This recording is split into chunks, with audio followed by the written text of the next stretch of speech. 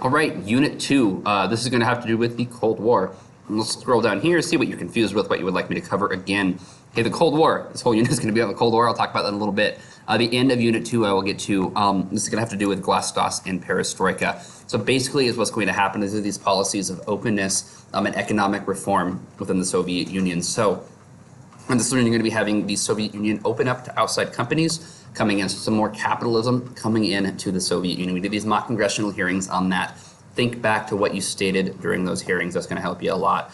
So pretty much is what's going to be happening. Okay, you're going to have the Soviet Union say outside companies can come in. The government's still going to control 51% of those companies, but private people can own 49% of that. It's going to get money flowing into the economy and openness. Okay, so you can talk about things that previously had happened within the Soviet Union that were not really good. Okay, like Stalin's Great Purge. You can talk about that.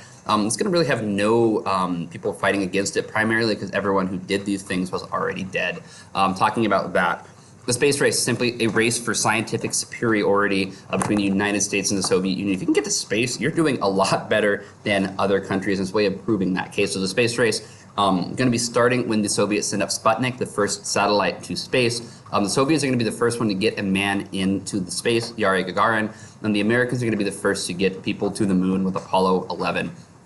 Korean War. What you want to talk about with the Korean War is you have Korea split apart as two. You've got North Korea, which is communist, and South Korea, which is capitalist. The South Koreans view all of Korea as South Korea, and the North is in rebellion. The North Koreans view all of Korea as Korea, and the South is in rebellion. So the Kim dynasty, Kim Il-sung from North is going to invade South Korea. The United Nations is going to respond, sponsored heavily by the United States of America and General MacArthur. Excuse me. And their goal is to simply push the Koreans back to the 38th parallel, the border between North and South prior to the war. MacArthur is going to say to heck with that and just keep on going, offering to nuke the Koreans and get rid of the Chinese while we're at it because they're communists as well. He's going to be fired and the border is going to go back to the previous war border. Now, the North is supported by the Soviets and the Chinese because they're communists. The South is supported by the United Nations and the United States because they're capitalist. Okay, Vietnam War is going to be pretty much very similar to the Korean War in a lot of ways. You're going to have Vietnam, which is going to be set up. They're going to have originally decided to set up. They're going to have free elections in Vietnam. Now the Americans are like, this is problematic because the communists are going to win this election, so they support and prop up Diem. Okay, Diem is going to be a capitalist opposed to communism. Now he's going to be overthrown from power in 1963.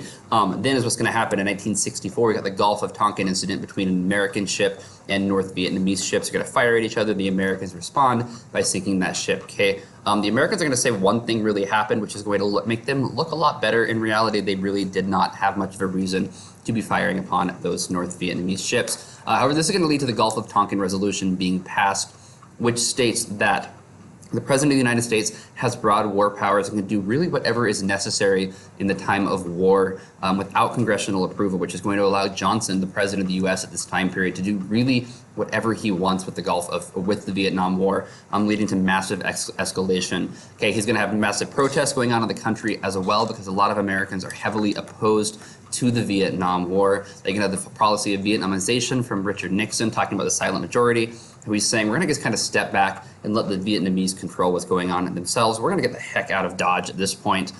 People were protesting against that. However, he's going to say there's a silent majority. Okay, so a lot of people agree with me. They're just not really talking about it. So we'll talk about that, and you're going to be good to go.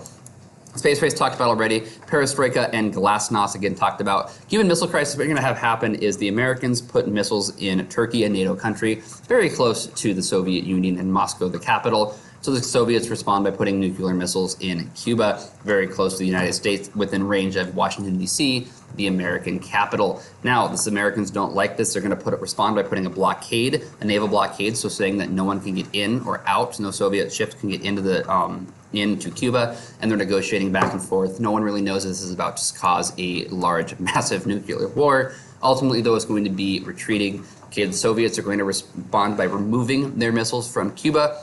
The Americans will respond by removing their missiles secretly from Turkey. Vietnam War right through here. Perestroika talking about that. Chinese, what you need to know about the Chinese right here is that China is going to become communist in 1949. Okay, Mao Zedong is going to lead the communist revolution. There's going to be this conflict, and this is going to go into that domino theory the Americans have believed in, that if one country can fall to communism, the next one's going to fall, then the next one, and the next one, and then who knows what's going to happen next. We might all be communists. So you look at Russia is the first to fall. The Soviet Union comes and becomes a communist country. Now we've got China, which borders the Soviet Union, also becoming a communist country.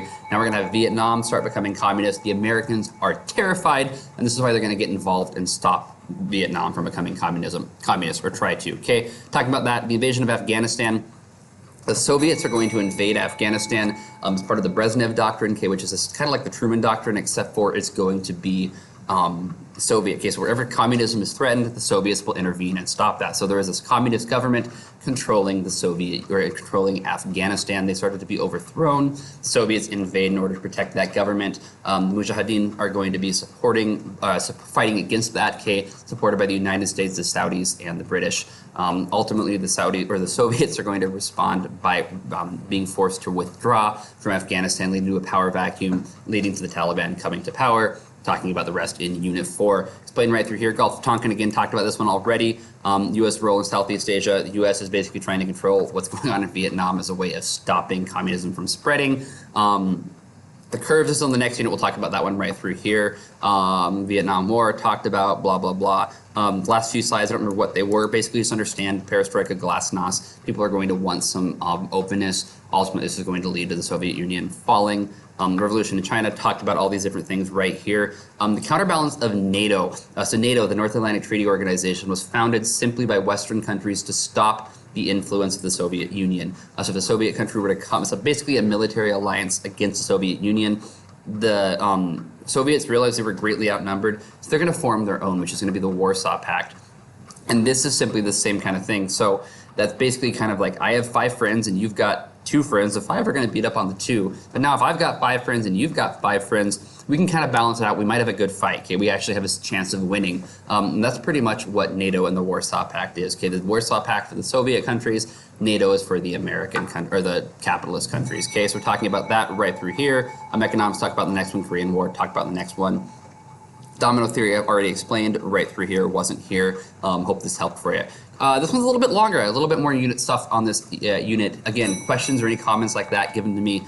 Otherwise, good luck. You got this. Talk to you later.